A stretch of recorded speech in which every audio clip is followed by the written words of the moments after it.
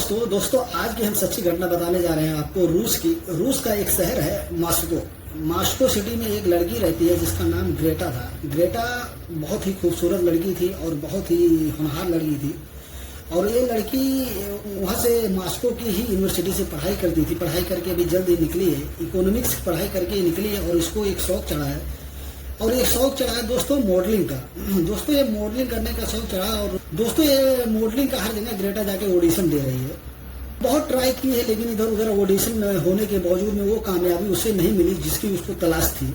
लेकिन दिन कटते गए, वक्त कटते गए, इतनी थी पॉपुलरिटी उसको ग्रेटा को नसीब हो गई थी कि वो उसको लोग आजू बाजू शहर में लोग उसको पहचानने लगे थे। दोस्तों ग्रेटा उस दिन और उसको पहचान मिली जब अचानक एक कैमरे के सामने ग्रेटा ने वहाँ के जो वर्तमान और उस समय के राष्ट्रपति थे व्लादिमीर पुतिन, उनके अगेंस्ट एक स्टेटमेंट देती है। और उसमें वो कहती है कि पुतिन एक साइको नाम की बीमारी से ग्रस्त हैं और उनको जल्दी ही ट्रीटमेंट करने की आवश्यकता है। इतना कहना क्या था कि ये खबर पूरे मास्को में और पूरे रूस में एक आग की तरह फैल गई। और देखते देखते लोग इंटरनेट पे इसको ग्रेटा को सर्च करने लगे, कौन ग्रेटा है जो पुतिन के अगेंस्ट बोल रही है।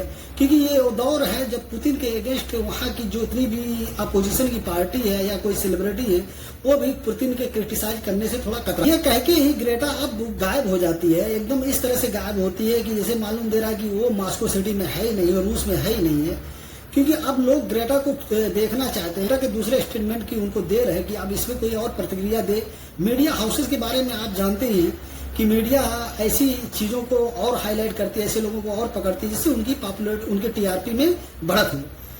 दोस्तों लेकिन अब यहाँ पे ग्रेटा एक भी दिन ये स्टेटमेंट देने के बाद में ना वो मीडिया के सामने आई, ना उसके दोस्त से मुलाकात हुई, ना और कोई उनको देखा है। ग्रेटा पूरी तरीके से गायब हो गई। लेकिन अब जो उनके रिलेटिव हैं, जो उनके दोस्त यार हैं, जो उनके पहचान वाले हैं, ग्रेटा के लोग खोजने लगे, ग्रेटा को ढूंढ रहे हैं, उनको फोन कर रहे हैं, उनका फोन बंद बता रहा है, उनको एसएमएस कर रहे हैं, एसएमएस उनका बंद बता रहा है। कोई भी रिस्पॉन्स अब ग्रेटा की तरफ से नहीं आ रहा है। अब महीने दर महीने कटते गए लेकिन अचानक कुछ दिनों के बाद ग्रेटा अपने ही ट्विटर अकाउंट दोस्तों एक दिन अचानक ग्रेटा अपने ही ट्विटर अकाउंट से बाहर आती हैं और एक पोस्ट करती है सोशल साइट पे और कहती है, हेलो गाइस, मैं हूँ ग्रेटा और मैं बहुत अच्छी हूँ, मुझे कोई भी परेशानी नहीं है, मैं जहाँ भी हूँ बहुत आराम से हूँ और मैं आपको एक सरप्राइज देना चाहती हूँ कि मेरे और दिमित्री के बीच में सब ठीक ठाक हो गया। ये दिमित्री कौन था? दिमित्री एक ग्रेटा का बॉयफ्रेंड है और ये दोनों को एक दूसरे से बहुत लंबे समय से ये लोग जानते हैं। और ऐसा ग्रेटा ने बताया कि दिमित्री और ग्रेटा मास्को की यूनिवर्सिटी में पढ़ाई ये दोनों एक साथ में करते थे।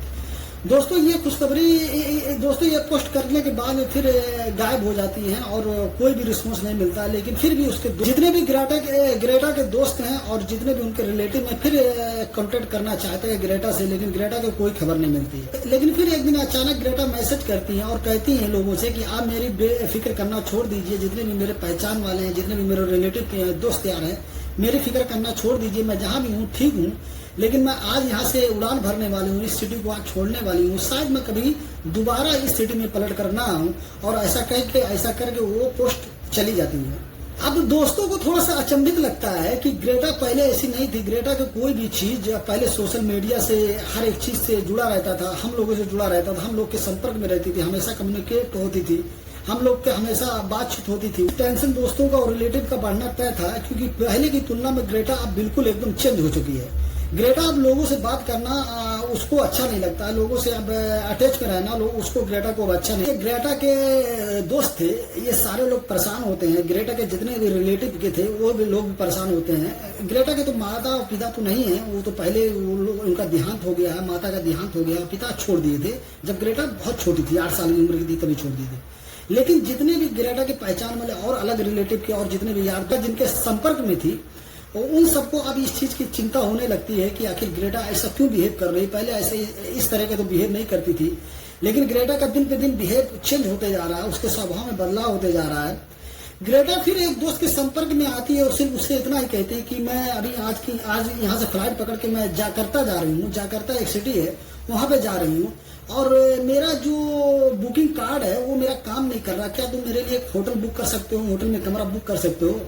दोस्त आगे से रिप्लाई करता है ओके मैं डन करता हूँ, मैं बुक कर देता हूँ। और दोस्त तुरंत ही कमरा बुक कर देता है और वेट करता है ग्रेटा का, लेकिन ग्रेटा का कोई खबर नहीं आती है, कोई खबर नहीं। और रात में आए, रात में उसको उतरना था, लेकिन रात में भी नहीं पहुंची, दिन में भी पहुंची, दूसरे दिन रात हो गया, सुबह हो गई, लेकिन ग्रेटा अब भी होटल में चेक इन नहीं की।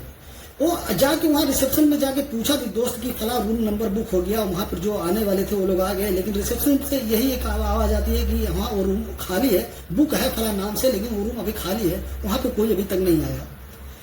अब थक हार के फिर वो ग्रेटा का जो दोस्त रूम बुक किया था वो दूसरे दोस्त को कॉल करता है और सारी बातें बताता है, तो दोनों दोस्त मिलकर जाते हैं और वहाँ पे स्थानीय पुलिस स्टेशन में पुलिस को इन्फॉर्म करते हैं कि ऐसी ऐसी घटनाएं हो गई हैं, मेरी दोस्त फला जगह से आ रही थी और यहाँ पे रुकी थी और यहाँ पे रुकने के लिए वो रूम बुकिंग करने के लिए बोली थी इस होटल में, और अभी तक वो पहुंची नहीं है और आप इसका थोड़ा सा जांच पड़ताल करिए।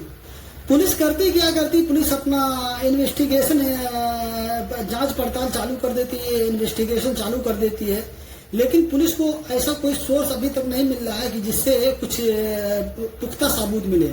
पुलिस एक एक करके सबसे पहले टारगेट में लेती है ग्रेटा के सारे फ्रेंड्स को और सारे रिलेटिव को, एक एक करके सबसे बात करती है, सबसे पूछती है, उसके बारे में जानकारी लेती है, लेकिन पुलिस को ऐसा कोई संदेह किसी के ऊपर नहीं होता है। जितने भी उसके यार दोस्त थे, पुलिस को ऐसा कोई भी उनके ऊपर डाउटफुल नहीं होता है कि ये ऐसा उसके साथ कोई घटनाएं घटित कर सकता है या ये घटना को अंजाम दिया होगा या इसके संपर्क में ग्रेटा होगी। पुलिस थक हार जाती है, फिर 3 महीने 2.5-3 महीने तक ये जांच चलती रहती है, लेकिन अचानक एक मोड़ आता है। पुलिस फिर जांच करती रहती है, लेकिन उसी में एक फ्रेंड उसका ग्रेटा का रहता है जो उसके बहुत पहले के बॉयफ्रेंड के बारे में पुलिस को इन्फॉर्म करता है कि उसका एक बॉयफ्रेंड था जो उसके साथ रहता था और उसके साथ उसकी अच्छी जमती थी और जिसका नाम दिमित्री रहता है। और पुलिस जब जांच पड़ताल करते करते दिमित्री को ढूंढ निकालती है और दिमित्री से बात करती है उसके बारे में, तो दिमित्री बात करने से कतराता है, लेकिन बाद में सिर्फ दिमित्री इतना ही कहता है, हाँ वो मेरी गर्लफ्रेंड थी, लेकिन हम लोग 1 साल पहले ही एक दूसरे से अलग हो गए हैं।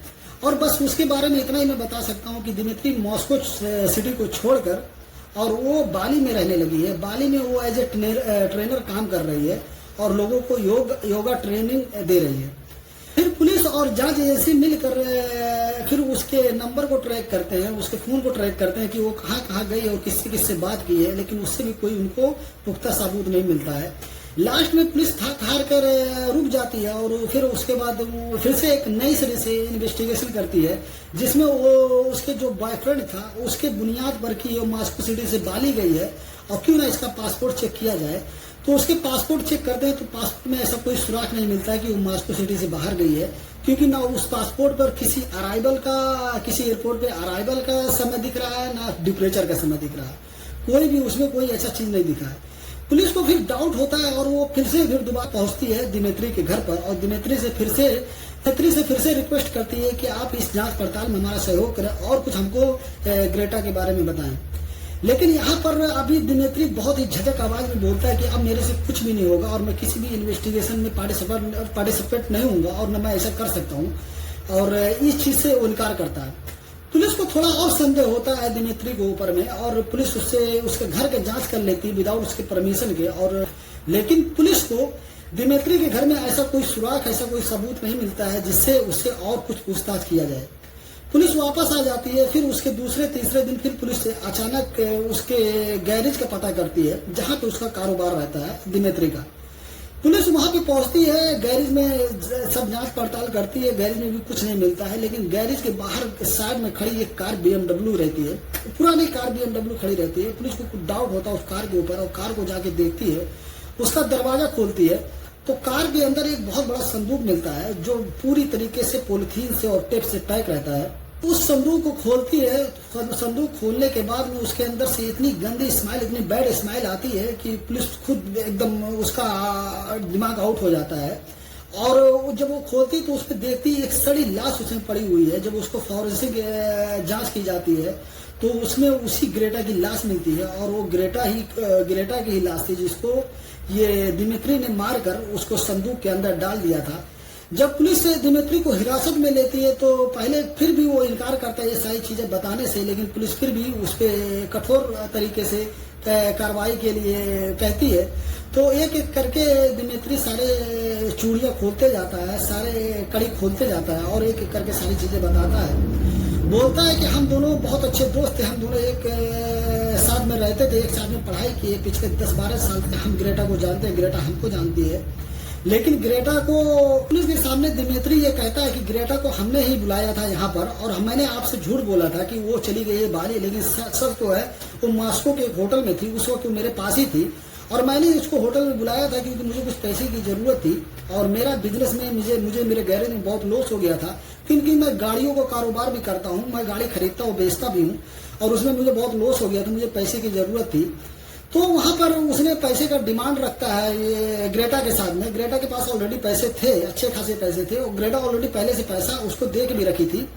तो लेकिन उस समय वो पैसा देने से इनकार करती है, और ये ग्रेटा को नशीली पदार्थ और शराब की सेवन करा के ग्रेटा को बहुत मारता है उस होटल के अंदर, इतना मारता है कि उसके चेहरे से खून निकल जाता है, उसके अंदर से उसके साथ यौन संबंध भी बनाता है। ये सारी चीजें पुलिस के सामने उसने कबूल किया है दिमित्री ने। और बाद में जब उसको खून निकलने लगता है तो मैं उसको पोंछने जाता हूँ, उससे पहले कि बहुत देर हो जाती है। मैं उसको इतना, क्योंकि वो भी ऑलरेडी अल्कोहल लेके पूरी मस्त थी, मैं भी पूरा एकदम नशे में धुत था, हम दोनों को होश नहीं था। हम लोग पिछले 2 घंटे के बाद में जब उठते हैं तब देखते हैं उसके चेहरे पे बहुत खून था।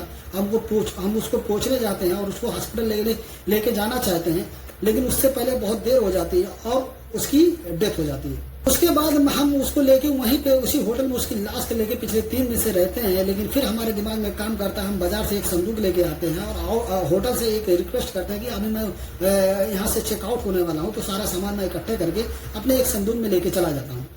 और वो असल में संदूक लेके आया था सिर्फ उसकी लाश को भरने के लिए, और वो भर के ले जाके अपने गैरेज में उसके पिताजी की BMW पुरानी कार रहती है उसी के अंदर रख देता है, और रखने के बाद में जब पुलिस और आगे पूछती है तो इतनी कहानी वो बताता है। और पुलिस अब उठाकर इसको दिमित्री को उठाकर अब कोर्ट में पेश। दोस्तों, कोर्ट सारे जजमेंट देखने के बाद में ये ग्रेटा वेडलर के जो बॉयफ्रेंड था, दिमित्री कोरोविन इसका नाम था, इसको 15 साल की सजा सुनाती है, और 5 मिलियन जो वहाँ का लोकल करेंसी है रूस का रूबल, 5 मिलियन रूबल और पेनल्टी मारती है और 15 साल की जेल की सजा सुनाती है। दोस्तों, ये स्टोरी आपको कैसी लगी आप हमको कमेंट करके बताएं, और हमारे चैनल को सब्सक्राइब कर लें। मिलते हैं किसी नेक्स्ट वीडियो में किसी अच्छी स्टोरी के साथ, और तब तक के लिए आप देखते रहिए स्पाइसी चैनल। Thank you.